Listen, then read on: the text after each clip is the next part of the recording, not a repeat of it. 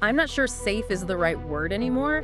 They are completely reinventing this thing. Oh, it's a total reinvention, and the headline is, it's going fully electric.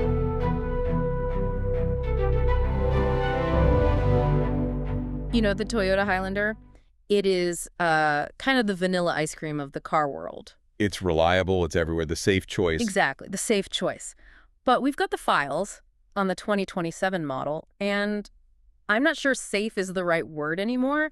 They are completely reinventing this thing. Oh, it's a total reinvention, and the headline is, it's going fully electric. A BEV, not a hybrid, Yeah. which is usually Toyota's whole thing. Right, a dedicated battery electric vehicle. Yeah. So I think our mission for this deep dive is to figure out if the car that basically defined the midsize SUV can actually redefine the electric family hauler. That's the real question, isn't it? Because families buy the Highlander because it's just easy, you don't think about it. But going electric adds all this new stuff to worry about. Range anxiety, charging logistics, yeah. So are they actually solving those problems or just making a greener car that's harder to live with? Well, they're definitely trying to attack that anxiety head on.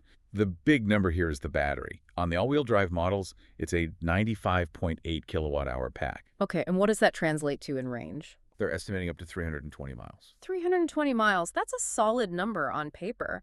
But you know, road trips, highway driving, that usually eats into the estimate. It does, but it gives you a pretty significant buffer.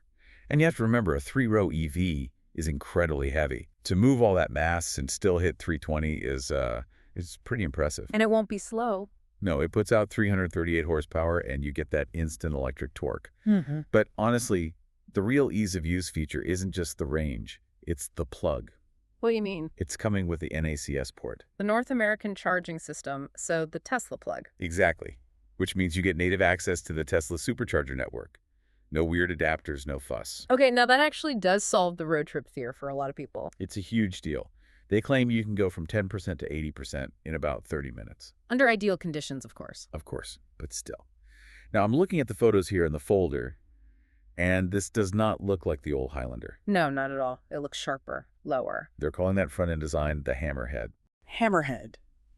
That sounds a little aggressive for a car that hauls kids to soccer practice, doesn't it? It does, but think about the physics.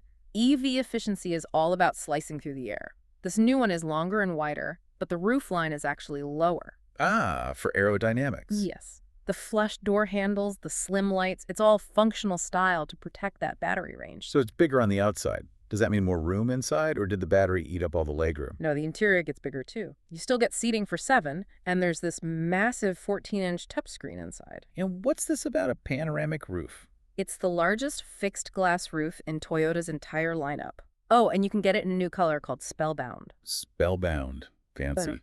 Okay, let's look past the paint. I see a feature listed here called Vehicle to Load, V2L. Is that just a gimmick for camping? I don't think it's a gimmick at all. I mean, V2L really changes what a car is. You're driving a massive mobile battery. So you can power things from the car. Right, sure, you can run a blender at a tailgate party. But think bigger. Think about a power outage. This thing can basically become a backup generator for your house. Wow.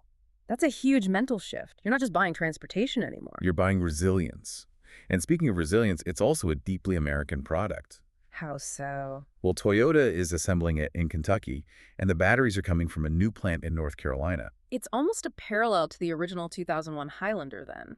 That car sort of pioneered the unibody SUV that drives like a car. And this generation is trying to pioneer the idea that a massive three-row family hauler can be electric without being a giant headache. It's evolved from just a car into a high-tech American-made energy hub. So if the original Highlander changed how we move our families, this one might change how we power our lives. Which leaves us with a pretty provocative thought, I think.